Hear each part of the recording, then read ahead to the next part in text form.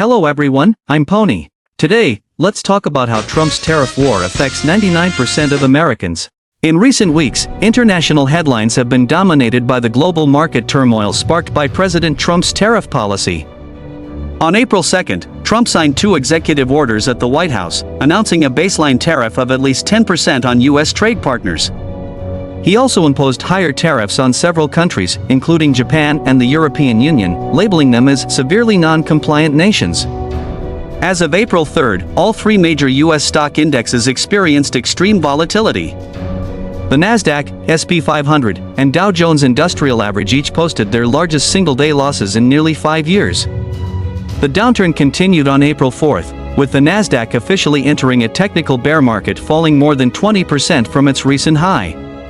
In just 2 trading sessions, the total market capitalization of U.S. public companies evaporated by roughly $7.61 trillion. A combination of Trump's aggressive tariff moves, the Federal Reserve's unclear stance, and shaken investor confidence in U.S. dollar assets triggered a broad sell-off in U.S. Treasuries and the dollar.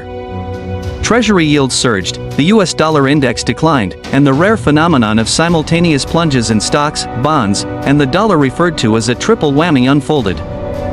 Facing mounting market pressure, Trump paused further tariff hikes on April 9th. That same day, U.S. stocks rebounded sharply, with all three major indexes posting strong gains. However, the relief was short-lived. On April 10th, the markets dipped again, and volatility remained persistent. On April 11th, the U.S. stock market began to rebound and rise, but the gloom in the market persisted. Mark, the founder of the well-known Black Swan Fund Universal, had already publicly warned on April 7th that the current stock market crash was just the prelude to a greater storm. He predicted that the stock market could ultimately plummet by 80% and called the current rebound merely a trap.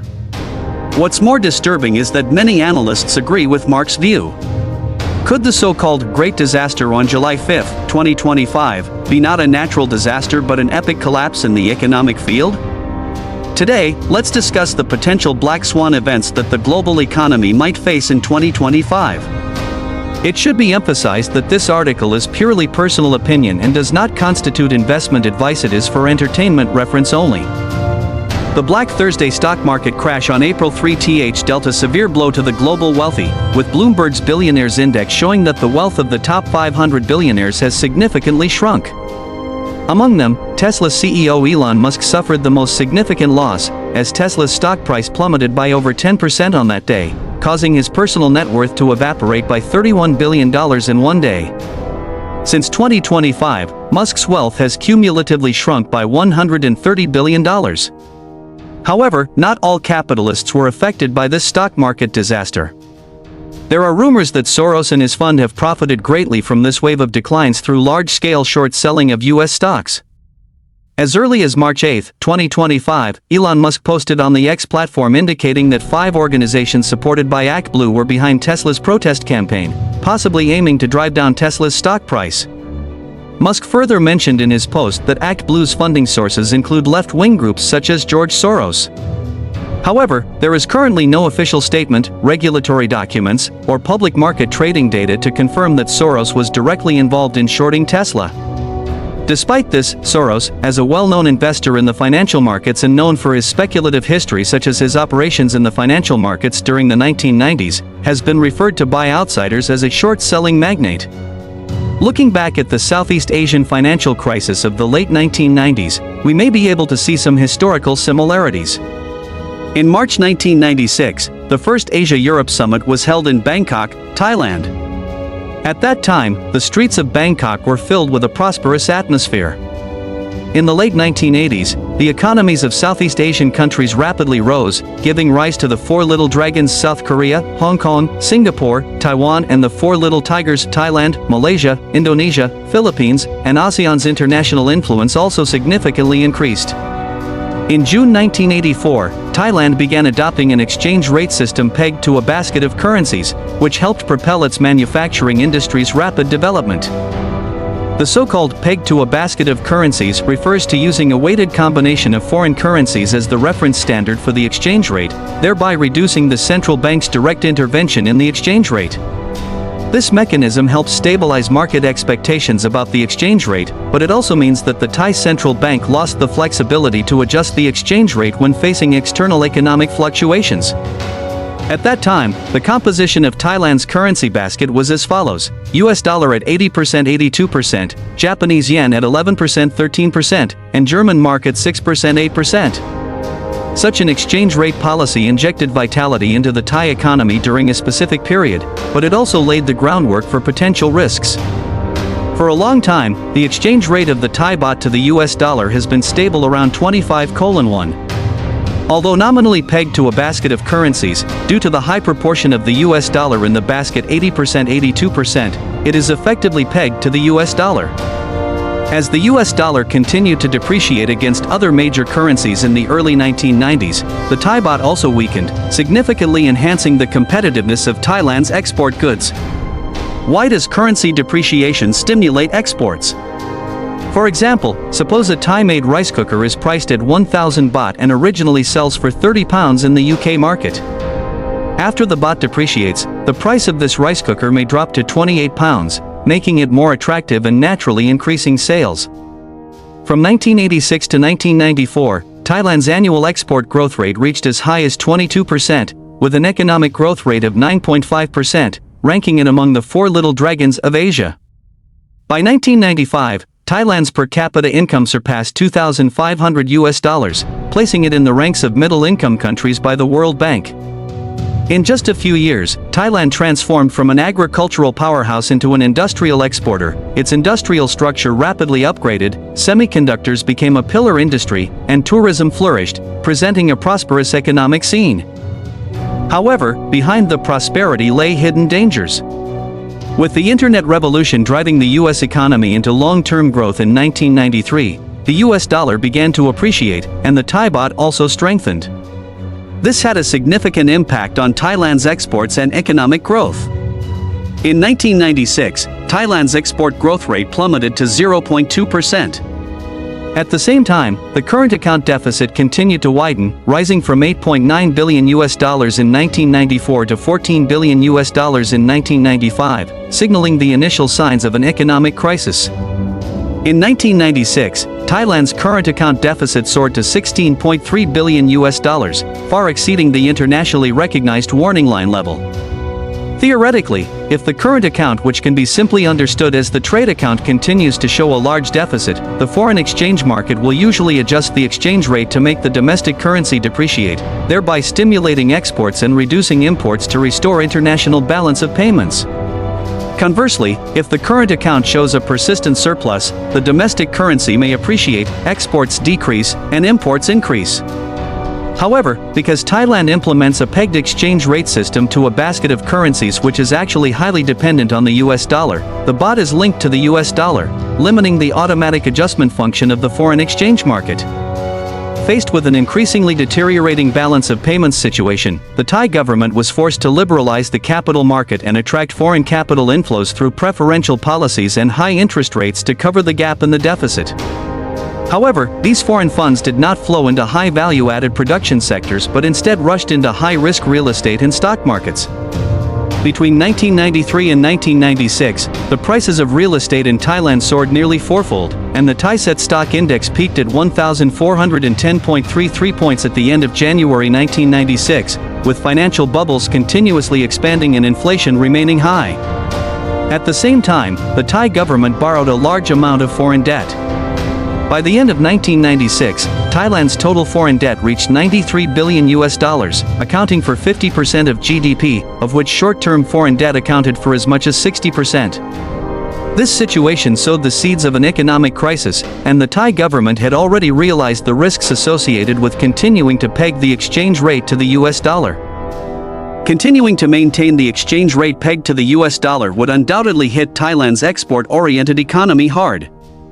However, the Thai government hesitated to adjust the exchange rate system because they were concerned that abandoning the existing exchange rate policy would lead to a rapid depreciation of the baht, thereby exacerbating domestic debt burdens, triggering corporate bankruptcies, unemployment, and rising non-performing loan ratios in financial institutions.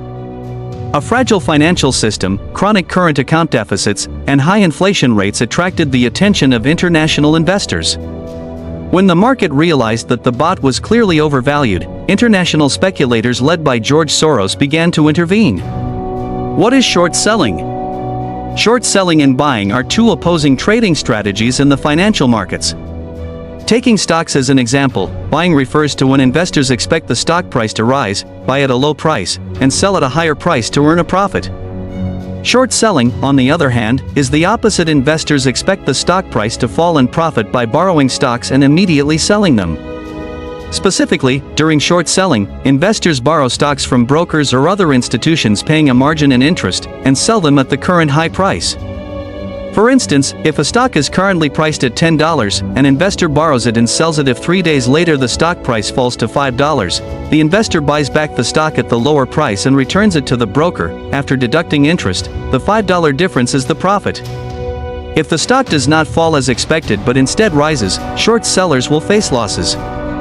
The reason is simple: short sellers must buy back the stock at a higher price to return it to the broker, and theoretically, the stock price can rise indefinitely, leading to an unlimited potential loss for short sellers, while their profit limit is limited to the stock price falling to zero. If the short seller fails to replenish the margin within the specified time, the broker may force a liquidation, which means using the current market price of the margin to buy back the stock and lock in the loss. George Soros is an investor known for his short-selling strategies in the financial markets. In 1992, he successfully shorted the British pound through his quantum fund, causing a significant devaluation of the pound and earning over $1 billion, making him famous overnight. A few years later, Soros turned his sights on the Thai baht. In February 1997, he led international capital into Thailand's financial markets, selling a large amount of baht futures and collateralized assets, while also amplifying the expectation of baht depreciation through media channels to create market panic. Under this pressure, the Bank of Thailand was forced to admit that 9 domestic finance companies and 1 housing loan company had issues with poor asset quality and insufficient liquidity. Soros seized the opportunity to sell off shares of Thai banks and finance companies, causing a plunge in stock prices, followed by further large-scale sales of baht, exacerbating market turmoil. Faced with concentrated sales by numerous international capitalists, the baht exchange rate could not be sustained and continued to decline. In May 1997, the baht fell to 26.70 baht per US dollar. The Thai government used $30 billion in foreign exchange reserves and $15 billion in international loans to try to stabilize the exchange rate, but these efforts were not enough to turn the situation around. On July 2, the Ministry of Finance and the Central Bank of Thailand announced the abandonment of the fixed exchange rate system pegged to the US dollar, switching to a floating exchange rate system. That day, the baht fell to 32.6 to 1 against the US dollar. It is estimated that George Soros made about $500 million from shorting the baht. After the collapse of the Thai baht, international speculative capital did not stop, and investors represented by Soros shifted their focus to the entire Southeast Asian region, triggering the 1997 Southeast Asian financial crisis. Statistical data shows that from July 1, 1997, to February 10, 1998, the Indonesian rupiah depreciated by 74%, the Thai baht by 43%, the Malaysian ringgit by 33%, and the Philippine peso by 13%. At the same time, regional stock markets plummeted significantly. The Indonesian stock index fell by 81%, the Malaysian stock market by 59%, and the Singapore stock market by 45%. In Northeast Asia, the South Korean won depreciated by 48% in 6 months, and the stock market fell by 32%, forcing South Korea to seek assistance from the International Monetary Fund (IMF) to deal with its debt crisis. The Asian financial markets plunged into severe turmoil. During this period, George Soros' personal reputation reached its peak.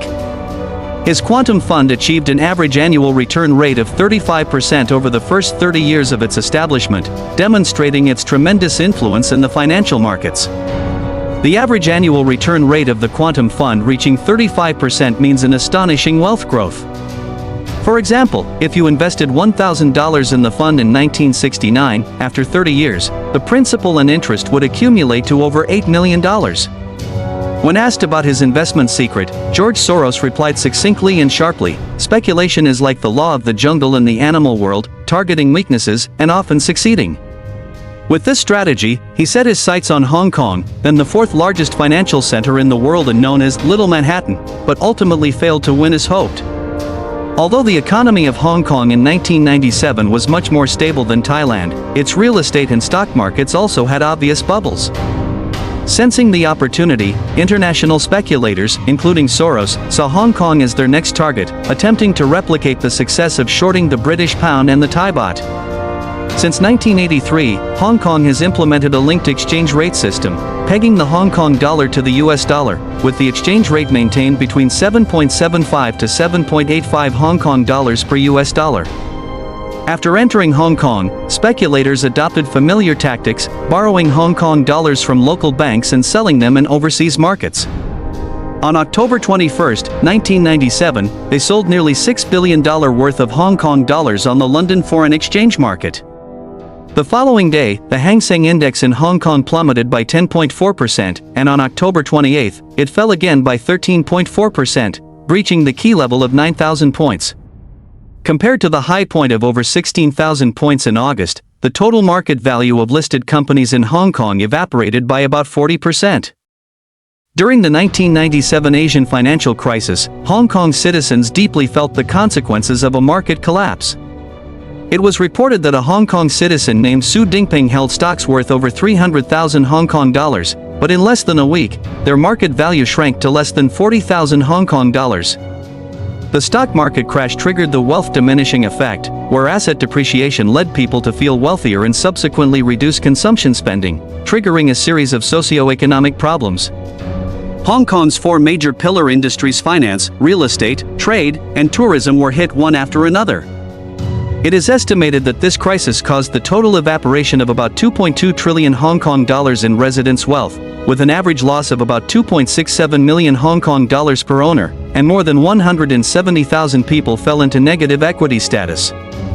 In May 1998, international speculative capital, represented by George Soros, launched a full-scale offensive against Hong Kong, targeting the foreign exchange, stock, and futures markets simultaneously.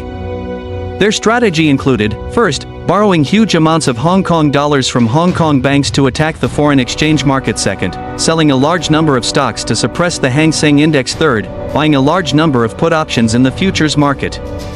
If this trend continued, the Hong Kong dollar might follow the Thai baht's footsteps and face a significant devaluation. However, the Hong Kong Special Administrative Region XR government did not sit idly by and took decisive measures to deal with this financial storm. On August 14, 1998, faced with the fierce onslaught of international speculators, the XR government resolutely intervened in the market, willing to endure controversy over government intervention in the market. At that time, the Hang Seng Index had plummeted nearly 10,000 points within half a month. The government turned the tide quickly by massively buying stocks to support the market, rebounding the index by 1,292 points in just 5 days. On August 28, the two sides faced a critical confrontation. This day was the settlement date for futures contracts. Speculators holding expiring futures contracts were forced to take action. If the stock and currency markets remained high or continued to rise, speculators could lose billions or even tens of billions of dollars. Conversely, if the market fell, the hundreds of billions of Hong Kong dollars invested by the government before then could be lost.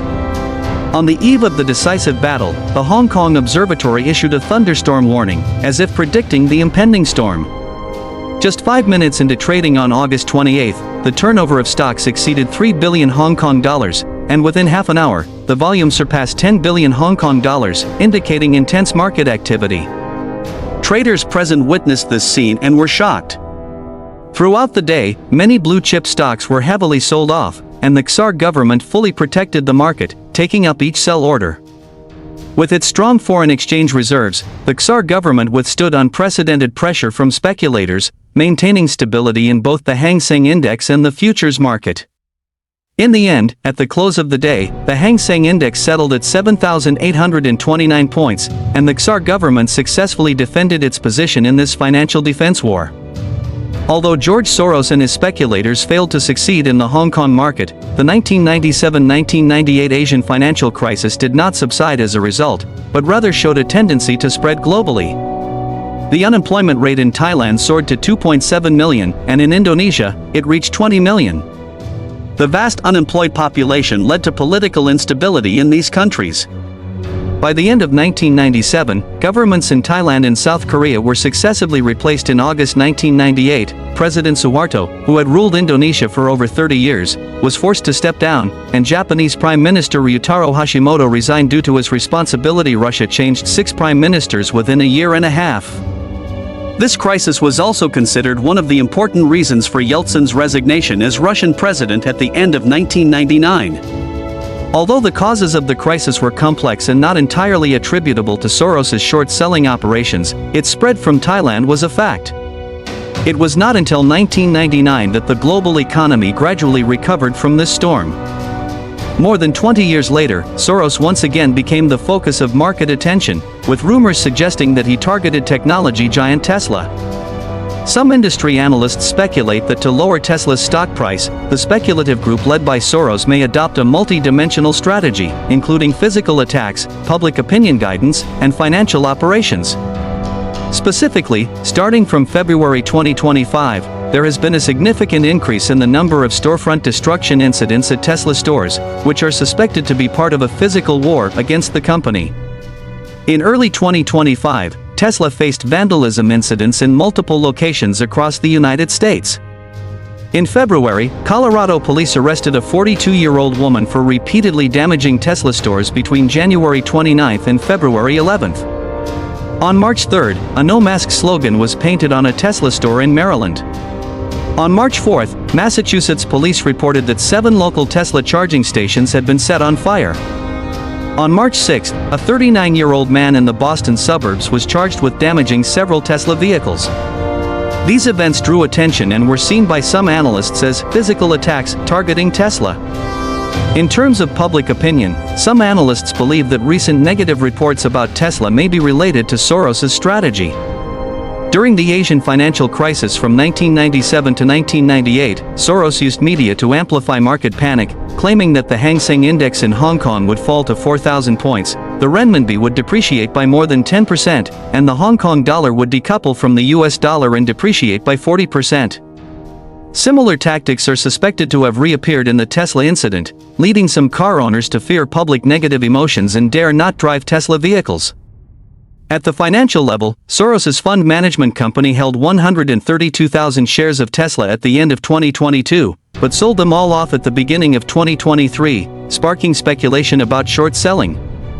However, analysts also pointed out that stock trading is a routine operation for investment institutions and should not be generalized as short-selling behavior. Tesla's stock has been regarded by some market analysts as one of the overvalued stocks in the current market. The conflict between Elon Musk and George Soros is well known. On May 16, 2023, Musk compared Soros to the villainous character Magneto from the X-Men on the X platform. This statement sparked controversy and was criticized by some media as inappropriate. Musk later apologized in an X post, but not to Soros, but to Magneto, stating that comparing Soros to the character was unfair. Musk noted that both Soros and Magneto share a similar background. Both are Jewish survivors of the Holocaust during World War II. However, he implied that Soros's operations in the financial markets caused many people to suffer losses. A slogan hangs in Soros's office: "Born into poverty, but never die in destitution." This credo may stem from his difficult childhood experiences.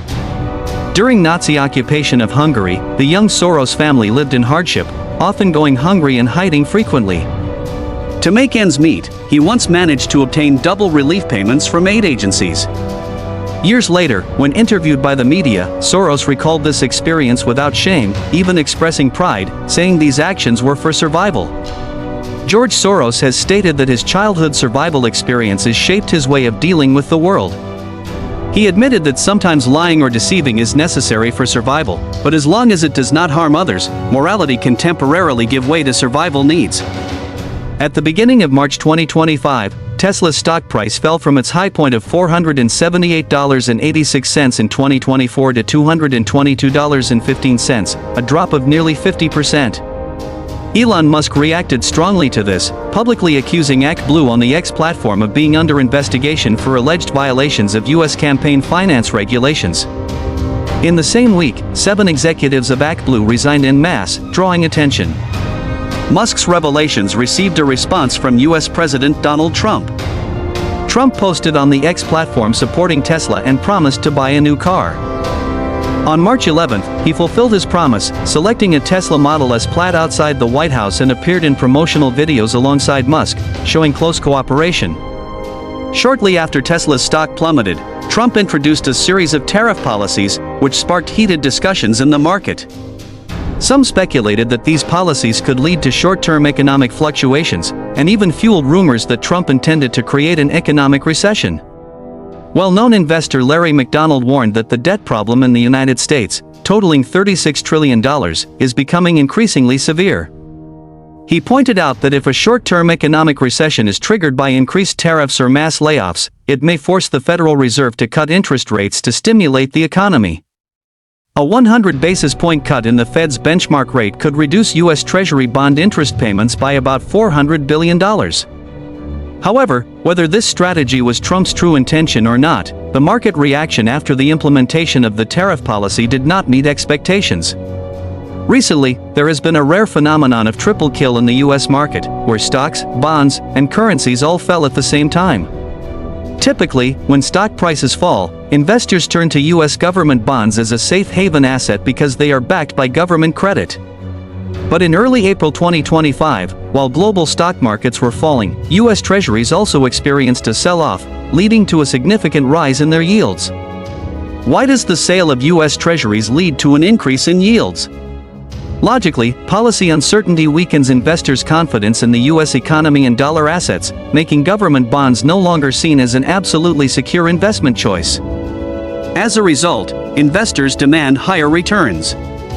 From the perspective of bond trading rules, let's assume an investor buys a 1-year U.S. Treasury bond with a face value of $100 and a coupon rate of 2%, ignoring complex factors such as holding time and interest rate fluctuations. If the demand for the bond falls and its price drops, the yield will correspondingly rise to attract buyers. The operation mechanism of the bond market shows that the yield on U.S. Treasury bonds is inversely related to their price.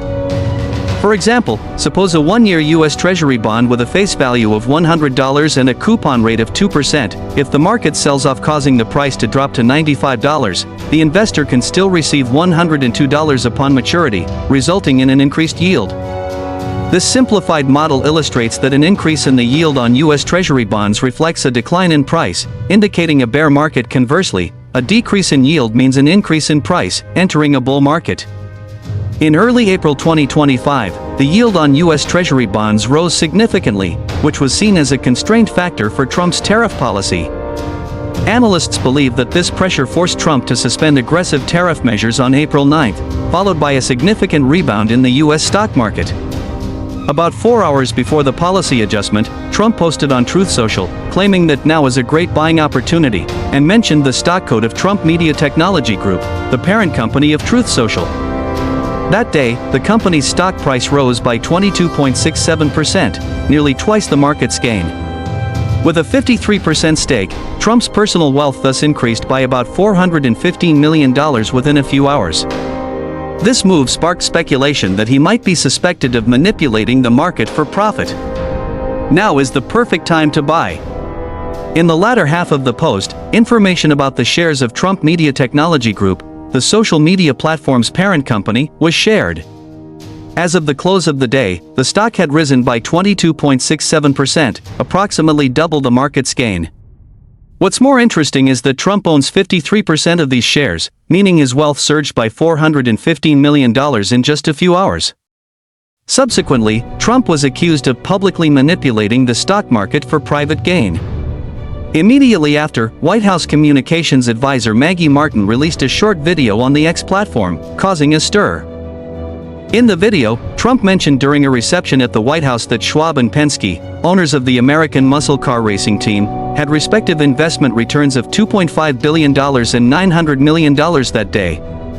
Speaking of the current trade war, another person who cannot be overlooked is Scott Becker, the 79th U.S. Secretary of the Treasury appointed by Trump. He is not only Soros's protege but also hailed as one of the smartest people on Wall Street and one of the top analysts. These are high evaluations from the current US president. Of course, mutual praise is common in the business world, and Becker is no exception, calling Trump the most visionary leader in economics.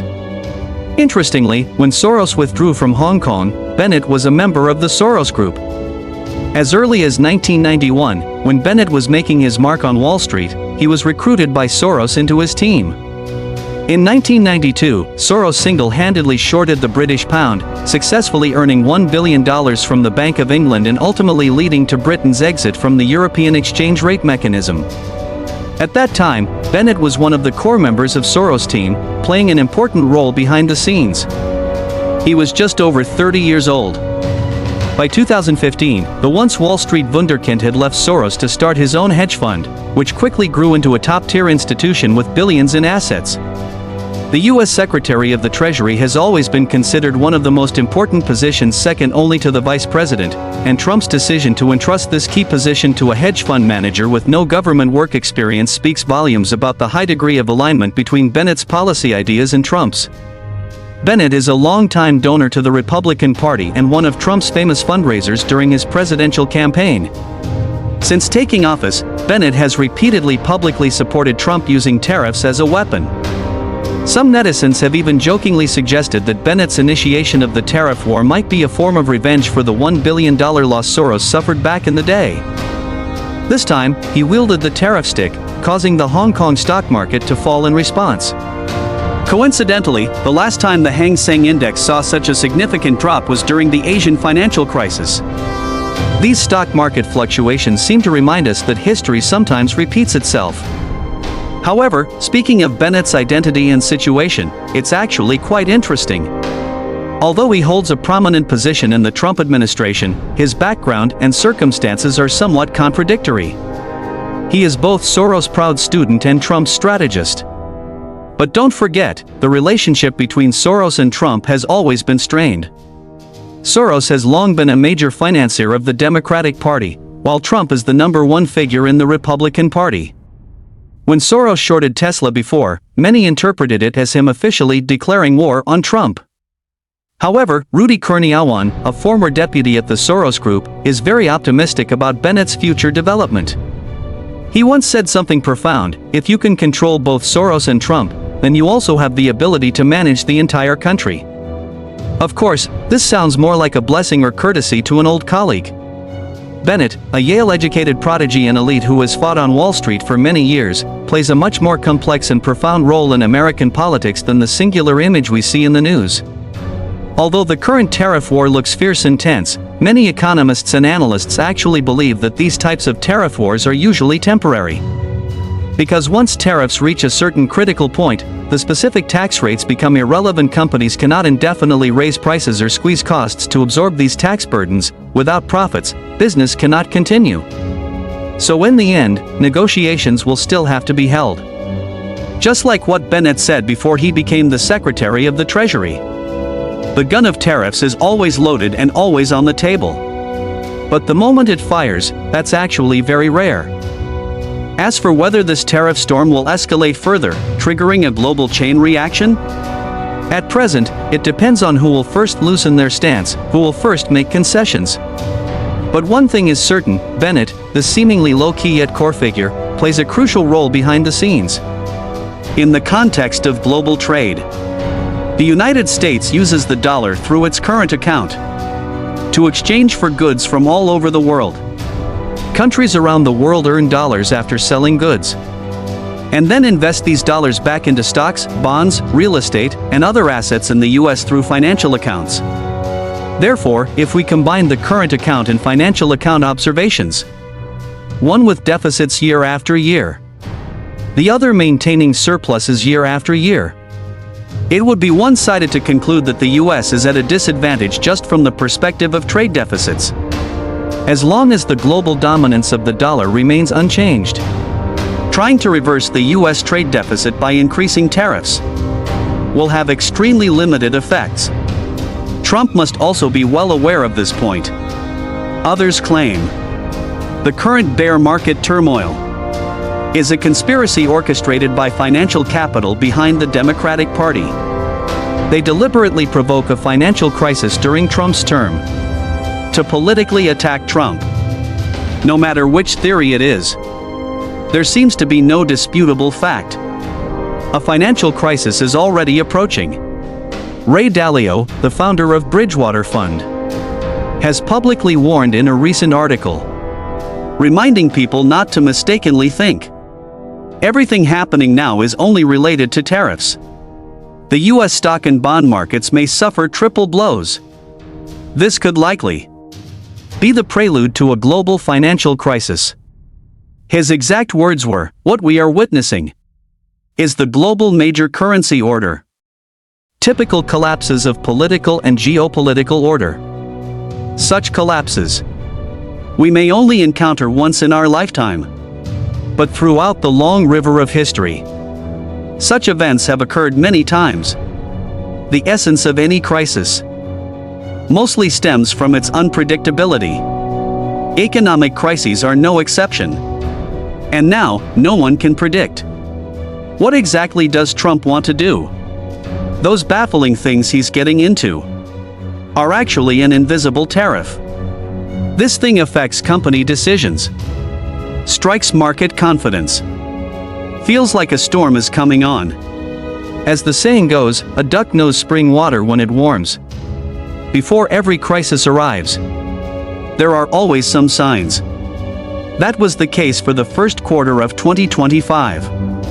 Soros has become restless again. The name Becent has started to flicker before Hong Kongers again. The curves of global stock markets rise and fall like waves. We stand on a rocking deck, watching this world enter the next cycle. History tells us, once a crisis comes, the most unfortunate ones are definitely ordinary people and small retail investors in the stock market. Let me tell you another thing.